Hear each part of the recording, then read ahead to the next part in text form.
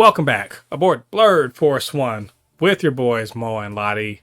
And today we're going to be reviewing Dune Part 2, the sequel to the successful Dune Part 1, based on the book, the old school science fiction book. What did we think about it, and should you all be watching? And before we get into this review, get down there, hit like on this video. Ladi, Dune Part 1, I don't think we reviewed it together. I reviewed it for the channel a couple years ago. But, it's Denis Villeneuve, who's like a sci-fi director that's been, he's directed a bunch of stuff. He's directed some pretty good sci-fi stuff up to that point. And he was like, I'm going to adapt the unadaptable, which is, Frank Herbert's Dune, and do it right. And so he made a pretty great first one, but everyone was like, what is this? Like, it's how dare you end on a cliffhanger? And so part 2 comes out to basically finish the story out. And I'm not going to lie, there's been a whole lot of talk about this movie since it dropped last Thursday. But either way, we both got a chance to go see it. I think it's time for us to really dig down into what this movie's all about, and is it good, bad, whatever. So Ladi, my friend, you got to see it. What do you think, man? What? Best sci-fi movie I've seen in like easily a decade, probably longer. Man, it was a 3-hour long movie, felt like 30 minutes. I'm literally like, I picked up my phone towards like the end of the movie, and I'm like, damn. We got to the movie at 8. We saw it we got there at 5:30, and I saw that it was like 8 o'clock. I'm like, damn, it's almost over. Fuck.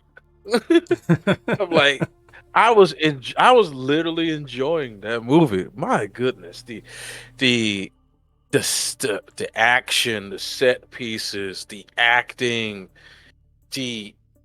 like, honestly, when I looked at the budget of that movie, I didn't believe it. 190 million. That movie feels like a $400 million budget movie, doesn't it? It feels like a movie that they spent a lot of money on. But 190 million? My goodness. I'm almost. Do you think they actually filmed in the desert? Oh yeah, they absolutely did. Yeah, it's like it looked like the CGI was freaking spectacular, and now I can see what you mean by Bethesda. Yeah, I can see what you mean by every actor in this movie didn't just give their A game; they gave their S tier game. I mean, my God, like I missed feeling like this one coming out of the theater. Like, I was buzzing. Like the person I went with to go watch the movie, she was the same way. She was like, "Oh my God, that was a good movie." Like, we both absolutely enjoyed our time, and we were discussing in the movie, like, "Oh my man, I could go on forever." I could go on forever. Well, I will echo your sentiments. Look, I'm probably the hardest one to please out of the two of us, because, I read Dune. I only read Dune as a teenager. I've read it many times, in the last almost 30 years. So I know this story. I know the story very well. And let me tell you, Dune Part 1, I thought was awesome. Like, I thought it was just great. So I was like, man, this other one, they better not drop the ball. Why? And of course, I'm thinking to myself, ain't no way in hell they dropping the ball on this, because this shit is going to go hard. And of course, it did.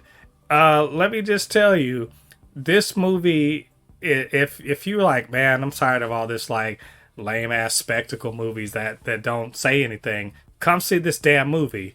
If you're like, yeah, I like all the messages and stuff, I won't see explosions and people getting shanked, well, come to see this movie too. like if you're just like, I just want to see people getting eaten by monsters, I'm like, guess what? This movie is also for you.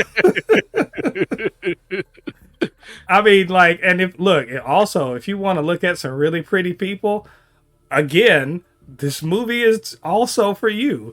That, look, this movie's kind of got it all. It's got a huge brain. You ever hear the term galaxy brain?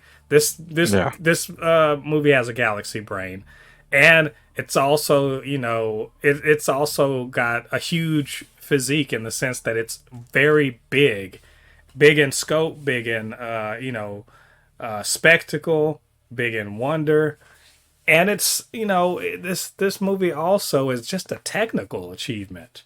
It's technically a high mark in terms of science fiction storytelling, or just really any kind of storytelling. But technically speaking, it's on point, and all the acting's great.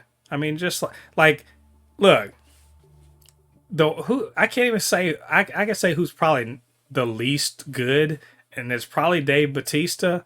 But that's being unfair because like his character didn't do nearly enough, but also he's on screen with a ton of awesome people.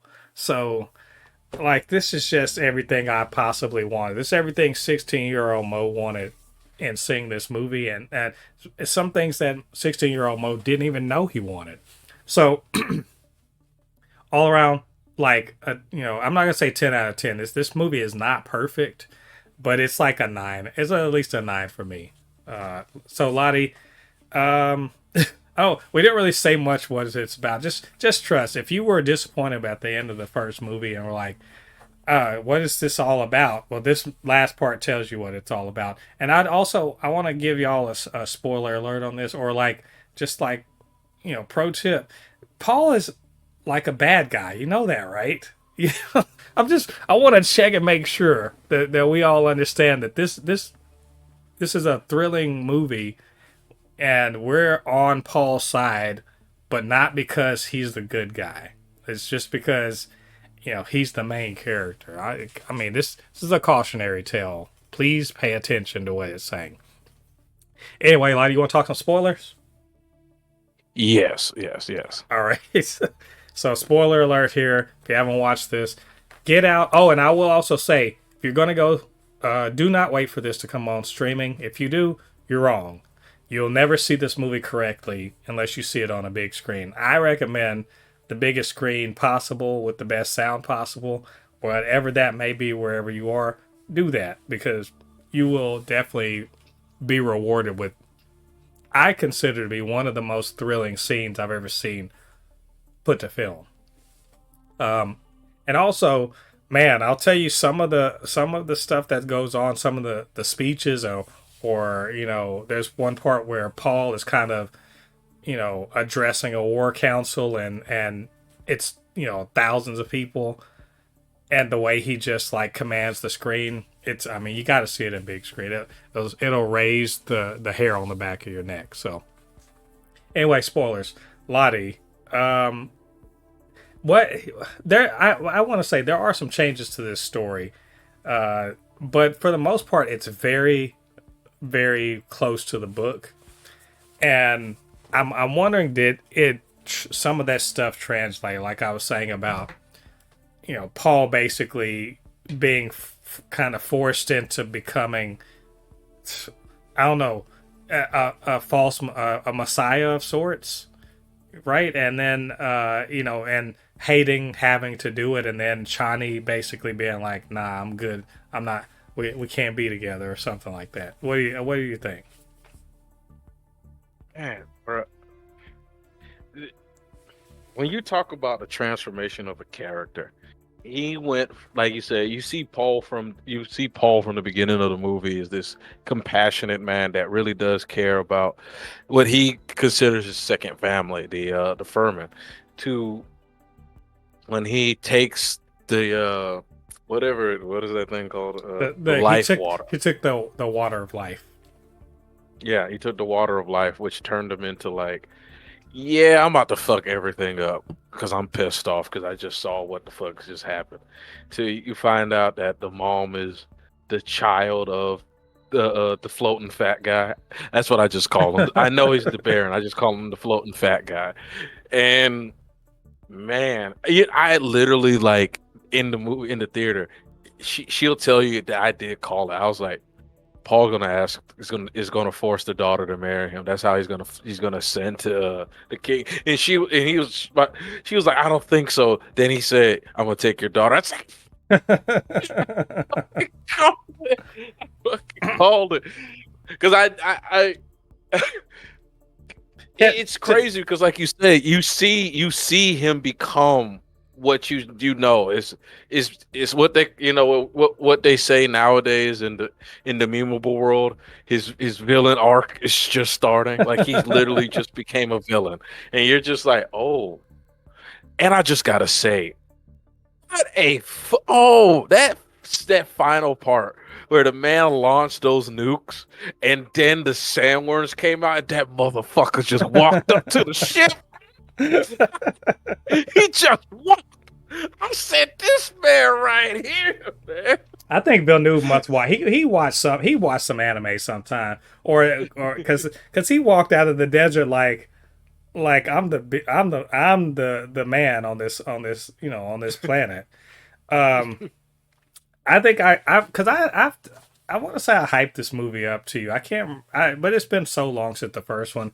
But and I even may have said like the second one is like some shit's going down. But this was really the movie where like all of that action stuff, the sandworm riding the sandworm is thrilling. That's one of the most exhilarating things I've ever seen put on film. Especially if you saw it with like big rumbling sound, it's really great. But I'll tell you. Let me tell you one thing. I was more, fearful. Well, fearful is not the rule. I felt more hair-raising moments that had nothing to do with blowing anything up or running away from sandworms or anything. I was most like, uncomfortable, I guess you could say, with all of the scenes of fanatical worship and so forth. Yeah, yeah, yeah. Those made me like it made me like sort of scared. Don't know, and mainly because it's real. Like, you know what I'm saying? Like, there's a lot of cues and everything, and this isn't Villeneuve being racist or anything. This is Villeneuve following the book. Following what Frank Herbert, maybe Frank Herbert would be, I don't know, but Frank Herbert wrote this as an allegory towards the oil crises of the 70s. Yeah. And so, there's a lot of Arab and, Islam and whatever influences on the Fremen. But to, what's his name? Javier Bardem is, he's a scary motherfucker in this. Not just because he's a Fedaykin and he can kick ass and, murder you in your sleep. It's not that. It's that he's that, plus he's a religious fanatic. And nothing Paul does can turn him away from being it. He literally says, "I don't care what you believe. I believe," and that is like, I don't know if that didn't make you sit uncomfortably. I don't know if you were paying attention to this movie, because that's more scary than all of those goddamn sandworms. That and the change of his mother. Oh Like, yeah, who his mother soon as became. she became a reverend mother, and she and her little unborn baby, which, by the way, again, that shit is in the book. It is weird that this fetus basically has like grown up memories and basically is plotting with his mom on how to turn the Fremen's superstition towards doing whatever the hell Paul says. It is it's God, I mean, look, that's the stuff that bothered me. And I'm not saying bother me. It movies shouldn't just make you feel good. Like, they should challenge you, and that challenged me a lot, even though if I knew the story. Mm-hmm. I was gonna say, how did you feel about Austin Butler playing Fade Rotha? hold up. Fade Rotha. He's the guy that Paul fought in the final scene. It's Oh, that motherfucker right there. Oh, one of my favorite, bro. That dude right there. Kiss my boot, man. Man, he was probably my favorite character. I loved every scene he was in. I was like, please have the fight at the end. And then they did it. I was about to stand up and clap, but I was like, let my hype, let me calm down just a bit, because I'm like, this guy has been like pushing for this fight to happen. Please let it happen. And I was like, the first book, I mean, the second movie ends just like how the first movie ended, with no guns, no explosions, just knives. mm-hmm. Man, And even better, it wasn't just an easy fight either. You know. Oh yeah. It was real. He was. Yeah. He had to basically he had to play him. He had to make him, because the dude is a better fighter than him. But he made him think that he was going to win, and he lowered his guard, and that's how he killed him. Which I think is interesting, because now this is a change from the book, in the sense that, in these movies, I don't think they've made the impression that any of the Bene Gesserit women are, particularly deadly or anything. Like, we haven't really seen any of that. We know that Jessica can fight, right? We know that because we've seen her fight, but there's been no impression given that they are in any way, superior fighters or killers or anything like that. In the book, that's not true. In the book, people know that you don't try to physically attack a Bene Gesserit unless you want your Adam's apple crushed, or like they're like superhuman fast and shit like that. And so Paul was taught in that tradition, so he also was supposed to be superhuman fast. And then, even better, he taught all of the Fremen that were going to be frontline warriors how to do that shit too. So they are already badass warriors anyway, who could kill basically any kind of soldier that ever wanted to set foot on Dune. But they also then learn this special movement, and then they are unparalleled killers. And as you see at the end of this movie, a civil war is breaking out. But in the book, it was Paul basically called a jihad. I mean, that's what he called. And all of the Fremen left the planet and started kicking ass around. And by saying kicking ass, mind you, I'm saying killing a ton of people, including women and children, non-combatants, going planet to planet and fucking stuff up in the name of Paul, which is exactly what he foresaw, that he would be basically a religious leader who would lead a jihad that would kill billions of people. This shit's deep though. I'm just saying.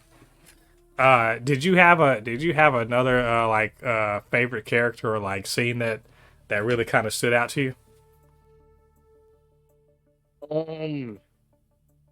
I had it, then it slipped my mind. Let me think. I would say I can throw one in, but while you think about it. Yeah, throw one. Yeah.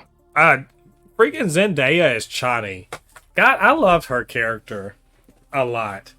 I think I loved her character mainly because she was like, "Will you motherfuckers wake up and stop?" She's like, This is a fucking cult. All he's gonna do is it's gonna enslave us, and we're gonna get used."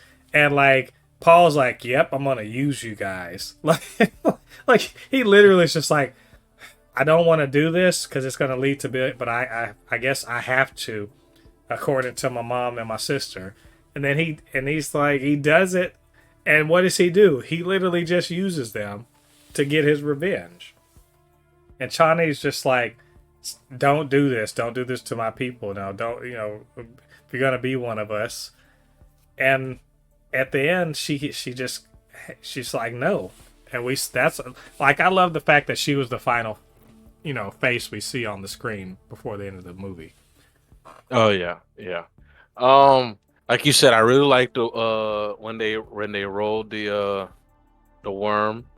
That scene when the worm just showed up against the Imperial soldiers was fucking breathtaking. I love the. Oh yeah, I remember the scene when the head, because the women are called the Bene Gesserit, right? Right. The head Benny Gesserit tried to like speak to tell him to stop, and he like yelled at her, and she like fell over. Yeah. Abomination. He used the voice. Yeah. He remember she was the one that gave him the pain box in the Yeah. first one, and he used the voice to overwhelm her. Yeah. That's I like the little parts of like they were doing the flat. They did like little set pieces, or like like if you watched, like, this is one of the reasons why I love that I watched the first movie recently, that I was able to notice that they were re-putting like scenes. Like, remember one of his memories that he saw when he was fighting the Fremen, that actually wasn't, and he was him doing all that stuff. It was the girl instead. hmm, Remember the part where she like killed the dude and her mask came off? right. Yeah. Yeah, that was the future that he saw himself doing in book one, but Oh, it okay. was her doing it. Oh, Yeah, interesting. Yeah. I yeah, totally missed that. Yeah, I loved like just not just that, but Chani and like her interacting with other Fremen. I thought the little there them falling in love. I thought that was pretty on point. So like she was just a very solid character overall. Will say though I was disappointed in the amount of Baron Harkonnen that was in it, which was not enough. Um, yeah, and yeah. That's one of my little gripes. I feel like he became less intimidating in this movie. He wasn't as he the person that replaced him was his nephew. Like he was, I was like legitimately terrified of that dude in part one, but in this one, I'm just like, he just felt like a fat guy, you know. He just, what I mean. He really did. He just felt like a fat guy with money. yeah, I mean he does have his nephew who is his heir. So I mean that's what he wanted. But also he has all the power because he's the Baron. Um, But turns out it's actually not. The heir is actually Paul, because he is his grandson. It's crazy. yeah, the Bene Gesserit they play in the long. When I say long game, I'm talking about Oh, the long game. when that woman banged a nephew, I said, this. Oh man, the girl I took to the theater, she was like stunned, and she was like the bloodlines been secure. She was like, oh, Yeah, they can do that. The Bene Gesserit can control whether or not they conceive, like, and they can control the sex of the baby. So they, it's ridiculous. yeah, I mean, that's one thing about this movie is that you are missing an awful lot of detail because you're watching rather than reading. But Yeah, I think it captured that, the essence of the story. Um, even to the point of like even they brought Gurney Halleck back in, which I wasn't a huge fan of Gurney's character, even though I did like that he got his get back against Raban, but I wasn't a huge fan of the character. I don't know if that's because I wasn't a huge fan of him in the book, but like I just didn't feel like Gurney was that great of an addition to the movie. You know, hmm I mean, it was still cool, but I mean, like I said, this movie's not perfect. There are some aspects, like I thought the pacing was slightly weird in a few places, even though I was like, well, I mean, if you're gonna slow down the pace to look around at this, undeniably, beautiful and very sparse landscape, I'm like, I'm that's cool to me. But for the most part, the pacing wasn't terrible. There, like I said, there's a few places where it sort of slowed a bit for me.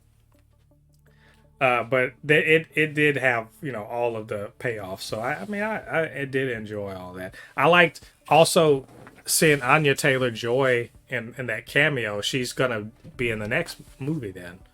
If she's going to be playing Paul's sister. So that's cool stuff. Just I don't know. I think other than that, I'll just be like, man, y'all just go watch the movie. If you have watched it, go watch it again, because I'm pretty sure you missed some stuff. This movie does have some little Easter eggs, and there are a lot of ideas jumping around in it and everything, and details that maybe you missed the first time. So go watch it again. Why not? On the biggest screen possible. So anyway, we both really loved the movie and would highly recommend it. So what did you all think about this movie? And what did you think about what we had to say? Get down to the comment section, leave your thoughts there. And of course, you can always hit us up, supernotfunnyshow@gmail.com. It's BLERD_force1 on Threads and on Instagram, and super_not_funny show on TikTok. And don't forget to go down there, hit like on this video, and show us some love like that. So this has been Mo, your comment extraordinaire on all things pop culture, joined by the anime expert, video game designer, and lover of all things superhero, my good friend Ladi. And we'll see you guys on the other side of the thread. Peace. Peace.